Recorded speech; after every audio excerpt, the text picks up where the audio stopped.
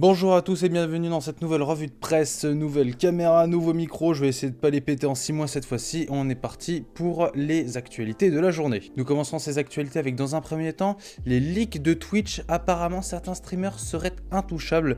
Selon les derniers fichiers qui ont été extraits de la fuite de Twitch, il y aurait une liste de streamers qui n'auraient pas le droit d'être banni, c'est assez curieux. Et en deuxième partie, nous allons parler d'un problème un peu moins funky. Il s'agit de la CAF qui s'est retrouvée avec un bug assez particulier. Lorsque vous connectez, vous vous retrouviez sur le compte d'un autre utilisateur.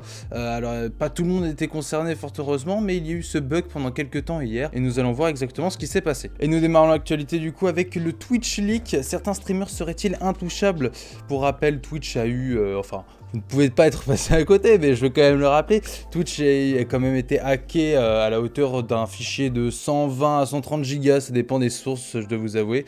Mais ces 120 ou 130 gigas contenaient littéralement tout le code source de Twitch. Et à l'intérieur, on retrouve des curiosités, comme des petites révélations concernant le Kappa doré, par exemple, que j'ai trouvé assez sympa. Mais autre chose, comme cette liste de streamers qui sera apparemment intouchable. C'est dans le subreddit du streamer Asmongold qui a été publié une liste pour le moins intrigante, contenant le nom de plusieurs chaînes importantes de la plateforme comme celle de Sarbandian aka le PDG de Twitch ou encore Eclipsia TV pour ne citer que. Cette liste préciserait les raisons pour lesquelles il ne faudrait pas bannir ces chaînes en cas d'éventuel signalement. Néanmoins, un ancien administrateur de Twitch a déjà remis en question ce fameux fichier en expliquant, je cite, que la liste à ne pas bannir remonte à 2016, ce n'est pas une protection contre le bannissement, juste une façon de dire vérifier 2 fois. Ce serait donc apparemment un document précisant de vérifier méticuleusement si ces streamers avaient véritablement enfreint les règles ou non avant d'effectuer une quelconque action à l'encontre de leur chaîne. Qu'elle soit d'actualité ou non, cette liste est assez intéressante dans le sens où elle a quand même existé, cette liste. Il y a un moment, cette liste a existé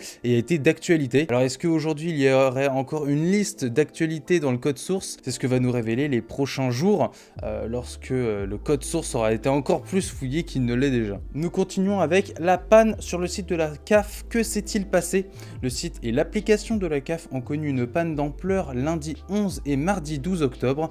Un problème de configuration a permis à plusieurs internautes d'accéder à des dossiers d'allocataires ne leur appartenant pas, dossiers qui contiennent de nombreuses informations personnelles bien évidemment. Que s'est-il passé? Eh bien apparemment le samedi 9 octobre, toutes les CAF de France ont mis en place un nouvel outil permettant de s'identifier sur le site via le numéro de sécurité sociale au lieu du traditionnel numéro d'allocataire, une simplification bienvenue qui a malheureusement provoqué quelques problèmes. Heureusement, le directeur général de la caisse d'allocation rassure en expliquant qu'il n'y a eu aucune violation de l'intégrité des données et que ce n'était pas dû à une attaque ou une vulnérabilité du système informatique, c'est un simple bug de configuration qui était responsable de ce problème. Pour limiter la casse, l'organisme a dû mettre le site en maintenance, mais c'est malgré tout 7000 dossiers qui ont été concernés dans les quelques heures dans lesquelles le bug était encore opérationnel, si je puis dire. Mes informations sont-elles sécurisées? Bien évidemment oui, ça provient d'un bug, c'est...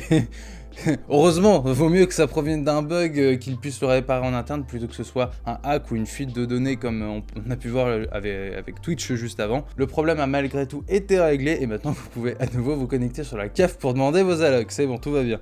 Et nous démarrons nos habituels articles en mode speedrun avec Instagram qui va afficher une pop-up vous invitant à faire une pause d'Instagram.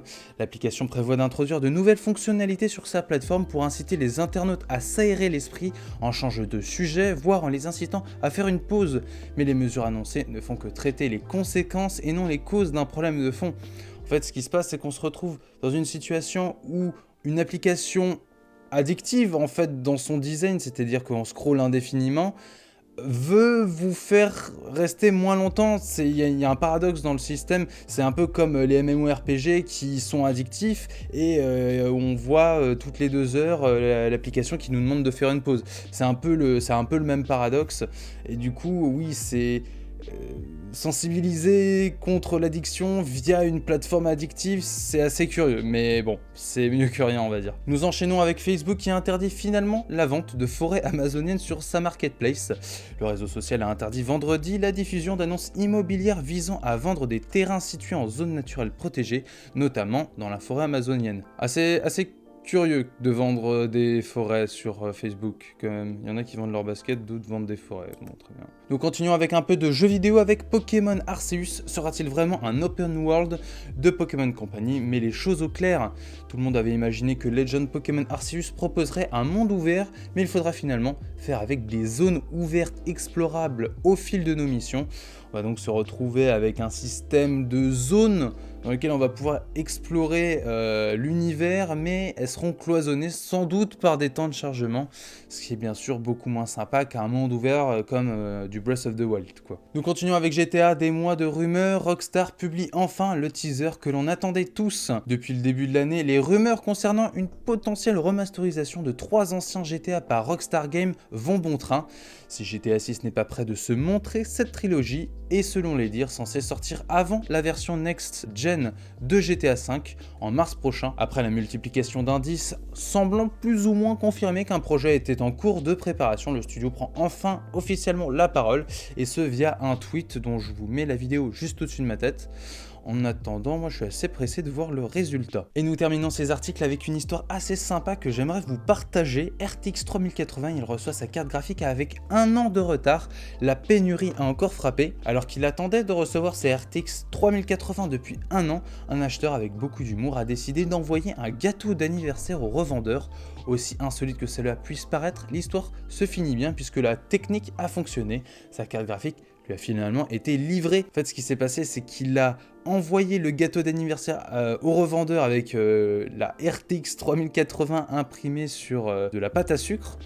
Et sur cette pâte à sucre, il a aussi imprimé le numéro de commande. Pour aller plus loin, l'acheteur a même ajouté le numéro de commande, histoire que le revendeur puisse retrouver la commande facilement. Et on suppose que le revendeur l'a mis en haut de la liste des personnes à qui envoyer la RTX 3080. Donc voilà, bien joué de la part du gars, mais putain, 1 an pour attendre sa carte graphique, ça fait mal au cul quand même. Et c'est sur cette histoire que se termine notre revue de presse. J'espère que les articles vous auront plu. Tous les articles sont bien évidemment disponibles en description. Sur ce, je vous dis bonne soirée et à demain pour une nouvelle revue de presse. Salut!